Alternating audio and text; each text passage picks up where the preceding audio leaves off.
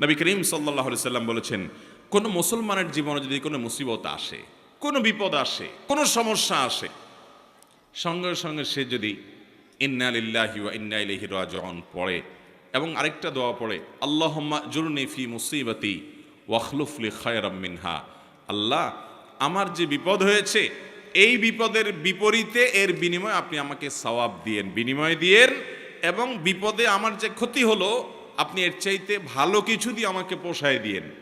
এই দোয়া যদি কেউ পড়ে তো আল্লাহ রাব্বুল আলামিন তার ওই বিপদে যা ক্ষতি হবে তার থেকে বেশি দিয়ে তাকে অবশ্যই পুষিয়ে দিবেন। উম্মে সালামা রাদিয়াল্লাহু তাআলা আনহা, নবী করিম সাল্লাল্লাহু আলাইহি সাল্লামের স্ত্রী, তিনি বলেন যে আমি নবী করিম সাল্লাল্লাহু আলাইহি সাল্লামকে কিভাবে পেয়েছি তোমরা জানো? অদ্ভুত ঘটনা, শিক্ষা নেওয়ার মতো একটা ঘটনা। তিনি বলেছেন যে আমার স্বামী আবু সালামা যখন মারা গেলেন আমি খুব বেশি ব্যথিত হলাম, মর্মাহত হলাম যে একজন ভালো সঙ্গী হারালাম, স্বামীকে হারালাম। তো আল্লাহর কাছে আমি কেঁদে কেটে নবী সাল্লাল্লাহু আলাইহি সাল্লামের শেখানো এই দোয়াটা পড়েছি, আল্লাহুম্মা জুরনি ফি মুসিবাতি, আল্লাহ আমার মুসিবত এবং বিপদে আপনি আমাকে বিনিময় দিয়েন, বিপদ যে হলো এর বিনিময় আপনি আমাকে দিয়েন, ওয়াখলুফ লি খায়রাম মিনহা, এবং এই বিপদে আমার যা ক্ষতি হলো, আমি যে হারালাম স্বামীকে, তার চাইতে বেটার কিছু আমাকে দিয়েন। আমি দোয়া আল্লাহর কাছে করে গেছি সব সময়। আল্লাহ তাআলা আবু সালামা আমার স্বামীর মৃত্যুর পর অকল্পনীয়ভাবে, অভাবনীয়ভাবে আমাকে মুহাম্মদুর রাসূলুল্লাহ সাল্লাল্লাহু আলাইহি ওয়াসাল্লাম স্ত্রী বানিয়ে দিয়েছে। আবু সালামাকে হারিয়ে তার চাইতে বেটারটা পাইছেন না, পান নাই? মুহতারাম হাজরিন, অতএব যেই কোনো বিপদে ইমানদারের ইমান যত মজবুত হবে সে তত বেশি হাসতে পারবে যে আলহামদুলিল্লাহ আমার রব আমাকে যে অবস্থা রেখে খুশি, আমি অবস্থার উপরে খুশি, এবং বিপদ যতই আসবে আমি সেটাকে ওয়েলকাম করব, বেসবর হব না, ধৈর্যহীন হব না। আমাদের সংসারগুলোতে আজ যে অশান্তি, আমাদের সমাজে যে আজ বিশৃঙ্খলা, অশান্তি, এর মূল যদি কয়েকটা কারণ বের করা হয়, অন্যতম প্রধান কারণ হবে বেসবর, ধৈর্যহীনতা, সবরহীনতা। ঘরে ঘরে সংসারগুলো টিকছে না, ভেঙে খান হয়ে যাচ্ছে, প্রতি মুহূর্তে মুহূর্তে বিবাহ বিচ্ছেদের ঘটনা ঘটছে। অন্যতম কারণ ধৈর্য সহ্য নাই, ছেলেরও ধৈর্য নাই, মেয়েরও ধৈর্য নেই, কিছু হলেই সব হটমেজাজি হয়ে যায়, সবাই কাট্টি দেওয়া শুরু করে। কাট্টি বুঝেন তো? আপনাদের এলাকায় কি বলে? দোস্ত দোস্ত একটু অভিমান হলে, রাগারাগি হলে বলে না তোর সাথে কাট্টি, এই যে তোর সাথে আর কথা নাই। স্বামী স্ত্রীর মধ্যে আজকাল এই অবস্থা, প্রতিটি ঘরে ঘরে অশান্তির মূল কারণই হলো সবরহীনতা, যে ধৈর্য জিনিসটা আজ আমাদের কাছ থেকে নাই। এটাকে আমরা ইবাদত মনে করি না। একটা জটিলতা হলো আমালুল কুলুব বা অন্তরের আমলগুলোকে আমরা একেবারে কেয়ার করি না, অথচ অন্তরের আমলগুলোর গুরুত্ব অনেক বেশি। আমরা বাহ্যিক আমলকে গুরুত্ব দেই, নামাজ পড়া বাহ্যিক আমল, সিয়াম পালন করা বাহ্যিক আমল, যাকাত দেওয়া বাহ্যিক আমল, তেলাওয়াত করা বাহ্যিক আমল, এগুলো বাহ্যিক অঙ্গ প্রত্যঙ্গ দিয়ে, চোখ মুখ হাত পা এগুলো দিয়ে করতে হয়। কিছু আমল আছে যে আমলগুলো অন্তরের ভেতরে লালন করতে হয়, এগুলো দেখা যায় না, এর ভিতরে সবর অন্যতম। এই আমলটা যদি কেউ করতে পারে, ভেতরে যদি ধৈর্যটা আনতে পারে, এটা নিজের সঙ্গে নিজে সংগ্রাম করে করতে হয়, এর জন্য লড়াই করতে হয়, এর জন্য সমালোচনা করতে হয়, নিজের হিসাব মিলাতে হয় যে আমি মানুষটা কতটা ধৈর্যশীল, কতটা ধৈর্যহীন, আমি কতটা হটমেজাজি হই, বউয়ের সাথে কয়বার আমি বদমেজাজি দেখাই, বউ হিসাবে তিনি চিন্তা করবেন স্বামীর সাথে কয়বার তিনি বদমেজাজি করেন, প্রতিদিনের হিসাব মিলাবেন, এরপর তিনি নিজের যোগ বিয়োগ করে নিজেকে সংশোধনের চেষ্টা করবেন। আমরা চেষ্টা করবো তো ইনশাআল্লাহ। আল্লাহ রাব্বুল আলামিন আপনাকে, আমাকে, আমাদের সবাইকে সবরকারী মানুষদের কাতারে শামিল হওয়ার তৌফিক দান করুন। মুহতারাম হাজিরিন, নবী করিম সাল্লাল্লাহু আলাইহি ওয়াসাল্লাম তিনি তার সাহাবায়ে কেরামকে সবরের প্রশিক্ষণ দিয়েছেন। এমন কিছু সাহাবী সঙ্গী তিনি পেয়েছেন যারা ধৈর্যের রুদ্রমূর্ত প্রতীক ছিলেন, তারা এরকম দৃষ্টান্ত ছিলেন যে তাদের ধৈর্য, এক একজনের সবরকে আমরা যদি অ্যানালাইসিস করি তো বিশাল বড় বড় হিস্ট্রি হয়ে যাবে, অনেক বড় দাস্তান হয়ে যাবে, শুধুমাত্র এক একজন সাহাবীর সবরকে যদি আপনি অ্যানালাইসিস করেন, গবেষণা করেন। আজ মুসলমানদের মধ্যে এটার বড় বেশি অভাব। সবর করার চেষ্টা করবো তো ইনশাআল্লাহ। মুশকিল হলো আমরা যারা বদমেজাজ, আমাদের সবর কিভাবে আসবে? আমরা অনেকে চেষ্টা করি কিন্তু ধৈর্য ধারণ করতে পারি না। ওই যে ডায়রিয়ার রোগীর মতো ডাইরেক্ট হয়ে যায়, হুটহাট করে যা তা বলে ফেলি, পরে আফসোস করি। তো সবর আনার জন্য কিছু আমল আছে ভাইরা। নাম্বার 1, আপনার ভিতরে সবর আনার জন্য আপনি প্রতিনিয়ত আল্লাহ রাব্বুল আলামিনের কাছে দোয়া করবেন যে আল্লাহ আপনি আমাকে সবর এবং ধৈর্য ধারণ করার তৌফিক দান করেন। যে কোনো বদামল দূরের জন্য আল্লাহ তাআলার কাছে পানাহ চাইতে হয়। নবী আলাইহিস সালাম পানাহ চাইতেন, এই জন্য আল্লাহর কাছে দোয়া করতে হবে। নাম্বার 2, ধৈর্যশীল মানুষদের সাথে থাকতে হবে। কিছু মানুষ আছে দেখবেন যে তুফান হয়ে গেছে, কিন্তু উনি ঠান্ডা মাথায় সব কিছু ডিল করছেন, অস্থির হচ্ছেন না, হুলস্থুল করছেন না, এবং খুব ঠান্ডা মাথায় উনি শান্ত মেজাজে সব কিছু ডিল করে ফেলছেন, সব কিছু সমাধান করে ফেলছেন। এরকম কিছু ঠান্ডা মাথার মানুষ সব সমাজে আছে। এই মানুষগুলোকে খুঁজে খুঁজে বের করে এদের সাথে থাকবেন। দেখবেন যে আপনি যেটার কারণে আগুন হয়ে যেতেন, উনি সেটার ব্যাপারে দেখবেন যে একেবারে ঠান্ডা পানির মতো শীতল, উনি একেবারে অস্থিরতা দেখাচ্ছেন না। এরকম মানুষগুলোর সোহবত এবং সান্নিধ্য আপনাকে সবরকারী হতে সহায়তা করবে। এটা সব দিকেই পাবেন। কিছু না কিছু মানুষ পাবেন যে তারা খুব বেশি সবর করতে পারে, তাদের মধ্যে আত্মনিয়ন্ত্রণ ক্ষমতা অনেক বেশি। তাদের সান্নিধ্যে যত বেশি থাকবেন তত বেশি আপনার মধ্যে এই সবর করার মানসিকতা আসবে ইনশাআল্লাহ। নাম্বার 3, যদি কখনো আপনার রাগ দেখানোর মতো পরিস্থিতি তৈরি হয়, আপনি নিজেকে বলবেন ঠিক আছে রাগ দেখাবা তুমি, কিন্তু এখন না, একটু পরে, একটু পরে। যদি কিছু সময় ক্ষেপণ করতে পারেন, এরপরে যদি রাগ করেনও, সেই রাগটা হবে ব্যালেন্সের রাগ, সেটাতে বেসবরির কোনো কিছু থাকবে না, একেবারে সেটা দেখবেন যে ভারসাম্যর সাথে আপনি একেবারে রাগ করতে পারবেন, যে রাগে ক্ষতিকর কিছু হবে না। আর যদি যখন হট মেজাজ হলো না এখনই আমি এটা দেখে ছাড়বো, তাহলে শেষ, আপনি আর সামনে আগাইতে পারবেন না। যত বদমেজাজি মানুষ আছে এরা দেখবেন যে তৎক্ষণাৎ কিছু একটা করে ফেলতে চায়। যদি তারা সবর করে নিজেকে আটকে রাখতে পারে যে ঠিক আছে করব, আর একটু পরে, একদিন পরে করেন, দেখবেন রাগ অটোমেটিক অর্ধেকে নেমে গেছে। কথা কি বুঝাতে পারছি? নাম্বার 4, সবর নিজের ভিতরে আনার জন্য বদমেজাজ এবং রাগ নিয়ন্ত্রণের যে আমলগুলো আছে সেগুলো করবেন। সে আমলগুলো কি কি? নাম্বার 1, আউযু বিল্লাহি মিনাশ শাইতানির রাজিম বেশি বেশি করে পাঠ করা। কোরআন কারীম আল্লাহ বলেছেন ইম্মা ইয়ানজাগান্নাকা মিনাশ শাইতানি নাজগুন ফাস্তাইয বিল্লাহি মিনাশ শাইতানির রাজিম। শয়তান যদি তোমাদেরকে খোঁচা দেয়, এই যে মানুষকে রাগায়, বদমেজাজ করে, আখিরাত ধ্বংস করে, দুনিয়া ধ্বংস করে, এজন্য শয়তান যদি তোমাকে খোঁচায় যদি বদমেজাজ বানায় বা ক্ষতিগ্রস্ত করতে চায়, তাহলে আউযু বিল্লাহি মিনাশ শাইতানির রাজিম বলবে। এটা আল্লাহর নির্দেশনা। এজন্য শয়তান থেকে পানাহ চাইতে হয় বদমেজাজ হলে, রাগ হলে। এক ব্যক্তি নবী করিম সাল্লাল্লাহু আলাইহি সাল্লামের সময় রাগ হচ্ছিলেন, খুব রাগান্বিত, ক্রোধান্ধ হয়ে গেছে, রাগে অগ্নিশর্মা হয়ে গেছে। নবী সাল্লাল্লাহু আলাইহি সাল্লাম দূর থেকে দেখে বলছেন এই লোকটার মধ্যে যে প্রচন্ড রাগ দেখা যাচ্ছে, খুব বদমেজাজ হয়ে গেছে, ইন্নিল্লা আ'লামু কালিমাতান, আমি একটা বাক্য জানি, এই বাক্যটা যদি সে বলে তার রাগ কমে যাবে। তখন নবী সাল্লাল্লাহু আলাইহি সাল্লাম তাকে শুনিয়ে শুনিয়ে দূর থেকে সেই বাক্যটা পাঠ করলেন, সেটা হলো আউযু বিল্লাহি মিনাশ শাইতানির রাজিম। এই বাক্য পাঠ করার পর ওই লোকটা দূর থেকে শুনে তিনি ওই বাক্যটা পাঠ করলেন এবং তার বদমেজাজি আল্লাহ রাব্বুল আলামিন দূর করলেন। ভাইরা আমার, আমরা হলে তো যায়া বলতাম এ ভাই তোমার মাথা এত গরম হয়ে গেছে, তোমাকে একটা দোয়া শিখাই দিই, এই দোয়াটা করলে সাথে সাথে তোমার মাথা ঠান্ডা হয়ে যাবে, তুমি আউযু বিল্লাহির সাথে পাঠ করো। এটা তার কাছে যাই আর রাগের মুহূর্তে বললে দোয়া সে নেওয়া তো দূরের কথা, বরং বক্সিন একটা আপনার নাকের ভিতর মারার আশঙ্কা ছিল, কি থাকবে কি থাকবে না।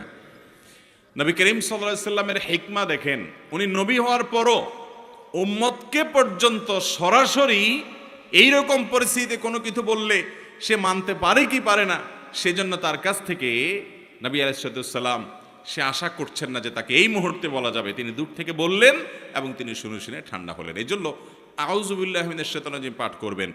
যাদের মধ্যে খুব রাগ বেশি আছে, ধরেন আপনার বউ, বাসার স্ত্রী অনেক রাগী, যতই বুঝান কোনো কাজ হয় না, তো যে খাবারগুলো সে খায়, যে পানীয়গুলো খায়, আউযু বিল্লাহি মিনাশ শাইতানির রাজিম 7 বার পড়ে ফু দিবেন। আবার দেখে দেখে যেন না ফেলে, খবরদার। দেখলে কিন্তু খবর আছে, বলবো যে কি মন্ত্রণন্ত্র পড়ে কি করছো, আরেক যুদ্ধ বাঁধবে কিন্তু।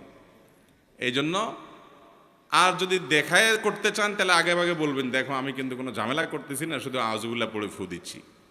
তো যদি বলে যে আউযুবিল্লাহ পড়ে কেন ফু দিছ, যদি বলেন যে তোমার রাগ অনেক বেশি, তাহলে আরেক যুদ্ধ হইতে পারে। এটা আরেক মুসিবত, এটা সাবধানে করতে হবে।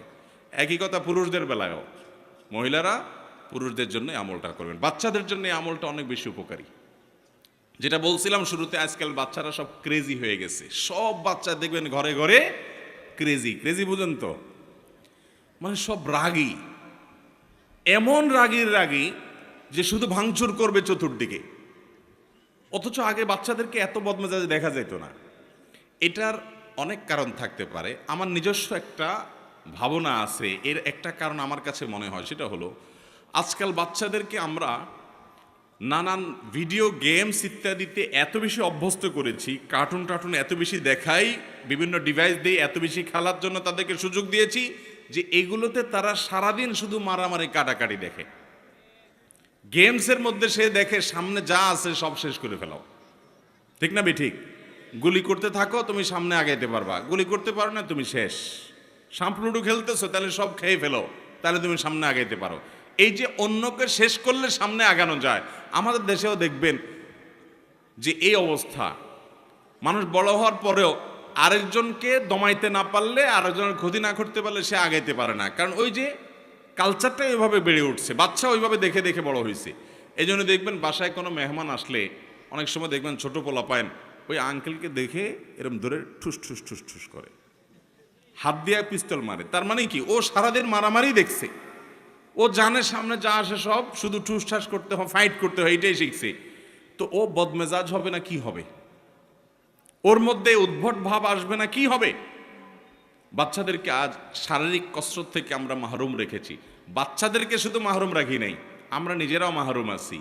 শারীরিক কসরত করে, ব্যায়াম করে, খেলাধুলা করে, দৌড়াদৌড়ি করে কিসে সুস্থ থাকবো? কোন দেশের কোন খেলোয়াড়রা কোথায় খেলে, আর ভূতের মতো রাত 2টা বা 2টা তাকায় থাকেন আপনি। সে খেলে গোল দেয়, আপনি এখানে লাফ দিয়ে ওঠেন। সে খেলে হেরে যায়, আপনি এখানে চোখের পানি ফেলেন। ভাই, পাগলামিরও তো একটা সীমা থাকা উচিত।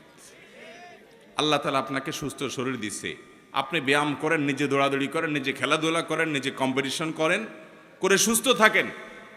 এখন সেটা না, বাচ্চার হাতে একটা ধরা দিয়েছেন যে তুইও ধ্বংস হ, চোখ নষ্ট কর, মাথা নষ্ট কর, ব্রেইন নষ্ট কর, ইমান নষ্ট কর, আমল নষ্ট কর, ক্রেজি হয়ে যা, বদমেজাজ হয়ে যা।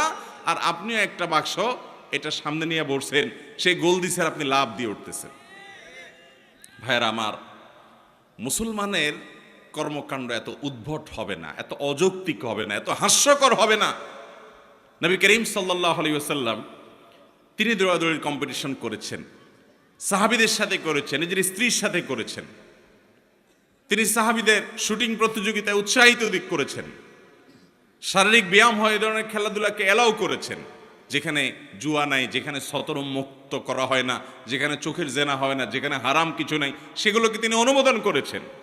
আর মুসলমানের সন্তানরা রাতকে রাত নষ্ট করে, সময়, স্বাস্থ্য নষ্ট করে, শরীর নষ্ট করে, চোখের জেনা করে, অন্যের সতর উন্মুক্ত সতরের দিকে দৃষ্টিপাত করে গুনাহগার হয়, এবং মুমিন হিসাবে, ইমানদার হিসাবে কুফুরের প্রতি, আল্লাহর প্রতি, অবিশ্বাসীর প্রতি যে অপছন্দ করা তার ইমানের দাবি ছিল, ওয়ালা এবং বারার দাবি ছিল, সেটা তার অন্তর থেকে ধুয়ে মুছে পরিষ্কার করে একাকার হয়ে তার সবচেয়ে বড় আদর্শ আজ সবচেয়ে বড় কাফেররা, যারা সমকামিতাকে প্রমোট করে, যারা সমকামিতাকে বৈধতা দেয়, যারা অসংখ্য অন্যায় অনাচারকে বৈধতা দেয়, অনেক মুসলমানের প্রতি জুলুমকে যারা বৈধতা দেয়, তারাই আপনার হিরো, তারাই আপনার স্টার এবং তারকা।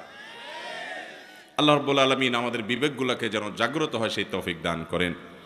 ভাইরা আমার, তো বলছিলাম বাচ্চারা ক্রেজি হয়ে যাচ্ছে, আমরা ক্রেজি হয়ে যাচ্ছি। গোটা সমাজে চতুর্দিকে দেখবেন অধৈর্যের চর্চা, ঘরে ঘরে, জনে জনে, জায়গা জায়গা, সর্বত্র। ভালো মুসলমান হওয়ার জন্য, নেককার মুসলমান হওয়ার জন্য শত শত নফল আমল, শত শত জিকির আজকার, শত শত তাসবিহ চাইতে অনেক গুণ বেশি উত্তম হবে আপনার সারা দিন রাত 24 ঘন্টার ভিতরে 2-4টা জায়গায় বদমেজাজ দেখানোর, রাগ করার ইস্যু তৈরি হয়েছে, কিন্তু নিজেকে নিয়ন্ত্রণ করে যেখানে যতটুকু না হলে নয় সেখানে ততটুকু ব্যবহার করতে পেরেছেন। নিজেকে এই নিয়ন্ত্রণ করতে পারলে আপনি আল্লাহ তাআলার কাছে ওই শত সহস্রবার তাসবিহ করার চাইতে অধিক সওয়াব পাবেন চেষ্টা করব না ইনশাআল্লাহ। ভাইরা আমার, এই সবর বা ধৈর্য 3 প্রকার। একটা হলো আস-সবরু আলা তাআত, ভালো কাজ করতে ধৈর্য লাগে কি লাগে না? শীতকালে ফজরের সময় কনকনে শীতের মধ্যে, ঠান্ডার মধ্যে উঠে ওযু করে ফজর নামাজ পড়তে যাইতে ধৈর্য লাগে না? মনে চায় না, কষ্ট হয়, তারপরও নিজের সঙ্গে নিজে লড়াই করে সংগ্রাম করে কাজটা করতে হয়। এটা যারা করতে পারে এরাই হলো সত্যিকারের বীর, এরাই হলো সত্যিকারের মেরুদণ্ডওয়ালা মানুষ, সত্যিকারের সাহসী মানুষ, যে তাদের প্রবৃত্তির গোলামি তারা করে না, যে নফস যা বলে তা করে। সে নিজের কল্যাণের পথে মন না চাইলেও সে এগিয়ে যায়। সবর, ভালো কাজ করতে সবর লাগে। আর দ্বিতীয় ধৈর্য হলো আস-সবরু আনিল মাসিয়া, পাপের কাজ, অপরাধের কাজ, এগুলো থেকে বাঁচার জন্য সবর লাগে। আপনার চোখের এরিয়াতে অনলাইনে, অফলাইনে, ফেসবুকে, বাহিরে বিভিন্নভাবে সুন্দরী নারী চলে আসছে, অশ্লীল কোনো দৃশ্য চলে আসছে। আপনার ভেতর থেকে প্রবৃত্তি বলছে দেখে নে, তাড়াতাড়ি দেখে নে, মিস হয়ে যাবে, চলে যাবে, তাড়াতাড়ি দেখ। মন থেকে আপনাকে উস্কে দেয়। আপনি তখন যদি নিজেকে আটকে রাখতে পারেন, নিয়ন্ত্রণ করতে পারেন, সবার মানেই হলো হাবসুন নফস, নিজেকে নিয়ন্ত্রণ করা, যে না আমি দেখবো না, আমার আল্লাহ নিষেধ করেছেন হারাম। এটা যদি করতে পারেন তাহলে সেক্ষেত্রে এটা হলো গুনাহ থেকে সবর করা। এটা করতে পারলে একটা জয়ীফ হাদিস দ্বারা প্রমাণিত, একটা জয়ীফ হাদিসে বর্ণিত হয়েছে, করার সুযোগ তৈরি হয়। আর সে যদি নিজেকে নিয়ন্ত্রণ করতে পারে তাহলে আল্লাহ রাব্বুল আলামিন তাকে ঈমানের স্বাদ তৎক্ষণাৎ অনুভব করার তৌফিক দান করেন। আপনি খেয়াল করেন, কোনো সুন্দরী নারী বা অশ্লীল কোনো দৃশ্য যেটা দেখা আপনার জন্য হারাম, যেটা আপনার মনকে অস্থির করে দিবে, যেটা আপনার মনের জেনার দিকে নিয়ে যাবে, যেটা আপনাকে অন্যান্য জেনার দিকে নিয়ে যাবে, সেটা দেখা আল্লাহ তাআলা হারাম করেছেন। ওই জিনিসটা যদি আপনি দেখেন, দেখলে সাথে সাথে একটু নগদ স্বাদ পাবেন, মজা পাবেন, ঠিক আছে, কিন্তু পরক্ষণে অস্থির হয়ে যাবেন। এটা হলো অনেকটা চুলকানির মতো, চুলকাইতে অনেক মজা পাবেন কিন্তু চুলকানির পরে জ্বলবে, ঠিক না? ঠিক। দেখার পর যখন চোখের আড়াল হয়ে যাবে এরপর আপনি অস্থির হয়ে যাবেন, হায় হায় কই গেল, কারণ তো দাঁড়ায় থাকবে না আপনার জন্য। আর যদি আপনি না দেখেন, কষ্ট করে নিজেকে নিয়ন্ত্রণ করেন, সবর করতে পারেন যে আমি দেখব না, তাহলে এর ফলশ্রুতিতে কিছুক্ষণ পরে, প্রথমে একটু কষ্ট হবে, কিছুক্ষণ পরে আপনার ভিতরে এক ধরনের স্বাদ, এক ধরনের তৃপ্তি অনুভব হবে যে আমি আল্লাহ তাআলার আদেশ রক্ষা করতে পেরেছি, আমি নিজেকে নিয়ন্ত্রণ করতে পেরেছি, আমার মেরুদণ্ড আছে, আমি ডায়রিয়ার রোগী না, ডাইরেক্ট হয়ে যাই নাই, নিজেকে কন্ট্রোল করতে পারছি। যাদের কন্ট্রোলিং পাওয়ার নেই, যেখানে সেখানে কাইত হয়ে যায়, যেখানে সেখানে যা তা মনে চায় সেটা করে ফেলে, তারা হলো বেসবর। একজন ইমানদার তিনি যখন গুনাহ থেকে বাঁচার জন্য এরকম চেষ্টা করেন, কসরত করেন এবং জিতে যান, তো এই ব্যক্তি হলেন প্রকৃত সবরকারী। আল্লাহ তাআলা আমাদেরকে প্রকৃত সবরকারী হওয়ার তৌফিক দান করুন। তাহলে সবর 3 প্রকার। একটা হলো ভালো কাজ করতে গেলে মনে চায় না, কষ্ট হয়, তারপরও ভালো কাজ করা, এটা এক প্রকারের সবর।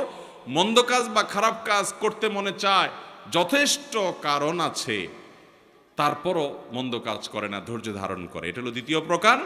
আর তৃতীয় প্রকার সবর হলো আস-সবরু ইনদাল মুসিবাহ বা ইনদাল মাসায়েব, বিপদ আপদের সময় অধৈর্য না হয়ে আল্লাহ রাব্বুল আলামিন যে বিপদ আমাকে দিয়েছেন এর মধ্যে কল্যাণ আছে, এই বিশ্বাস এবং ইয়াকিন রেখে কোনো কল্যাণ না হোক সওয়াব তো অবশ্যই পাবো। নবী করিম সাল্লাল্লাহু আলাইহি সাল্লাম বলেছেন, আজাবান লি আমরিল মুমিন ইন আমরাহু কুল্লাহু খায়র।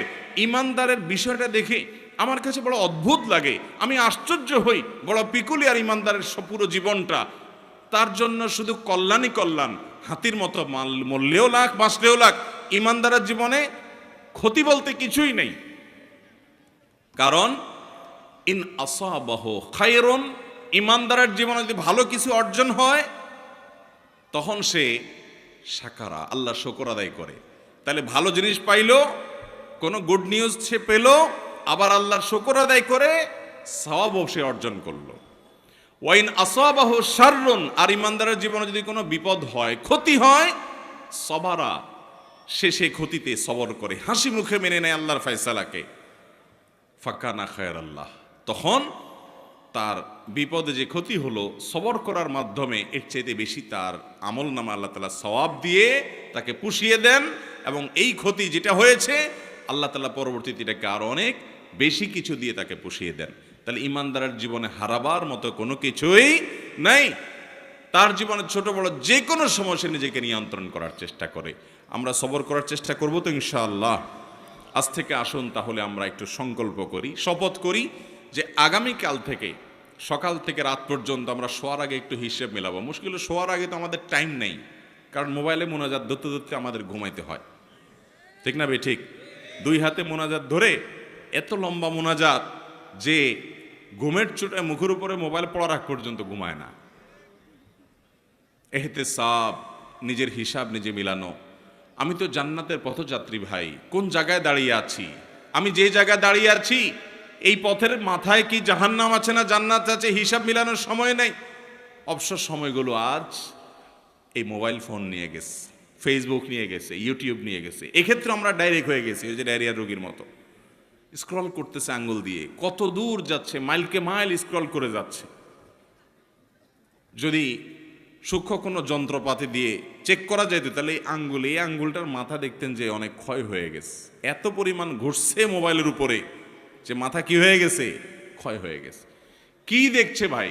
এই যে আপনি টানতেছেন, মনে হচ্ছে কিছু হারাইছে, যাচ্ছে তো যাচ্ছে, যাচ্ছে তো যাচ্ছে। ভাইরা আমার, এরকম লাগামহীন হয়ে যাওয়া, নিয়ন্ত্রণ হয়ে যাওয়া, এটাও সবরের খেলাফ। নিজেকে নিয়ন্ত্রণ করতে হয়। এই জন্য রাতে শোয়ার আগে হিসাব মিলাবো যে আজকের দিনে আমি কয়জনের সাথে রাগ দেখাইছি। আপনাকে শয়তান কিন্তু বুঝাবে না তুমি তো অন্যায় রাগ করো নাই, তুমি ন্যায়সঙ্গতভাবে রাগ করছো, ঠিক আছে। রাগ করাটা দোষের না। আল্লাহ এই জন্য বলেছেন ওয়াল কাযিমিনাল গায়যা ওয়াল আফিনা আনিন নাস আল্লাহু ইউহিব্বুল মুহসিনিন। যারা নিজেদের রাগকে সংবরণ করতে পারে এবং যারা মানুষকে ক্ষমা করতে জানে, এবং আল্লাহ রাব্বুল আলামিন ভালোবাসেন যারা মানুষের প্রতি অনুগ্রহ করে। হটমেজাজি হয়ে কাউকে সাইজ করে দিলেন আর বললেন হ্যাঁ আমি অন্যায়ের বিরুদ্ধে তো প্রতিবাদ করছি, দরকার আছে অন্যায়ের বিরুদ্ধে প্রতিবাদ, অন্যায় বিরুদ্ধে বাধা দেওয়ার দরকার আছে, কিন্তু নিজের আখলাক নষ্ট করে না, নিজের আখলাক ঠিক রেখে পরিমাপ করে। এই জন্য আল্লাহ তাআলা বলেছেন ওয়াল কাযিমিন আল গায়জ। আল্লাহ বলেন নাই ওয়াল আদিমিন আল গায়জ, যাদের মধ্যে রাগ নাই তাদের প্রশংসা আল্লাহ করেন নাই। যাদের মধ্যে রাগ আছে কিন্তু এটা নিয়ন্ত্রণ করে, যেখানে যতটুকু ডোজ দেওয়া দরকার ততটুকু দেয়, এই মানুষগুলো আল্লাহ তাআলার কাছে প্রিয় পাত্র হয়। কোন এক সালাফ, আল্লাহর কোন এক নেককার বান্দা, তার একজন অধীনস্থ কাজের লোক একই ভুল বারবার করে, তো উনি ধমক দিয়েছেন, দিয়ে বলেছেন তোমাকে কতবার বলবো আর বলো, আর তোমার মাফ নাই। তখন সে লোকটা বলল আল্লাহর কাছে কিয়ামতের দিন আপনি একই অপরাধ বারবার করার কারণে কতবার ক্ষমার আশা করেন, আমাকে ততবার করলেই হবে। ভাইরা আমার, আজ শয়তান আমাদেরকে নানা ভুল বুঝিয়ে বেসবর করছে। সবর করার চেষ্টা করব তো ইনশাআল্লাহ। তো যেটা বলছিলাম যে দিন শেষে হিসাব করবেন যে আজকের দিনে মোট কয়টা বেসবরি হয়েছে, নোট নিবেন, কোথাও লিখে রাখবেন। পরের দিন চ্যালেঞ্জ নেবেন যে না আজকে যেন আমার এই সংখ্যাটা কোনোভাবে স্পর্শ না হয়, চেয়ে কম যেন হয়। এইভাবে যদি আপনি চেষ্টা করতে থাকেন, একসময় দেখবেন অনেক কঠিন কঠিন সময় আল্লাহ তাআলা আপনাকে মাথা ঠান্ডা রেখে কাজ করার তৌফিক দিয়েছেন। দুনিয়াতেও উন্নতি করতে পারবেন, আখিরাতেও পারবেন। আর বেসবর হবেন, জায়গায় জায়গায় বেইজ্জত হবেন, দুনিয়ার বেইজ্জতিও নিশ্চিত, আখিরাতের বেইজ্জতিও নিশ্চিত। অতএব আখলাক যেটা কিয়ামতের ময়দানে সবচেয়ে ওজনী আমল হবে, আখলাক যেটার কারণে জান্নাতের সর্বোচ্চ শিখরে যেতে পারবেন, আখলাক সুন্দর করার কারণে আল্লাহর প্রিয় পাত্র হতে পারবেন, এই আখলাকটার ব্যাপারে আমরা খেয়াল করি না, অন্যান্য আমলের দিকে আমরা খেয়াল করি। এই জন্য সবরের বিষয়ে কিছু কথা বললাম। আল্লাহ তাআলা আমাকে, আমার মধ্যেও যে খুব একটা সবর আছে তা নয়, এ কথাগুলো বলার উদ্দেশ্য আল্লাহ যেন আমাকেও সবরকারী বানান, আপনাদেরকেও বানান, আমরা সবাই যেন সবরকারী হতে পারি। আর সে আজিমের মালিক আমাদেরকে সবাইকে যেন ধৈর্যশীলদের কাতারে শামিল করেন, সেই দোয়া করছি। আল্লাহ তাআলা আমাদের সবাইকে তৌফিক দান করুন। জাযাকুমুল্লাহু খায়রা ওয়া আখিরু দাওয়ানা আলহামদুলিল্লাহি রাব্বিল আলামিন।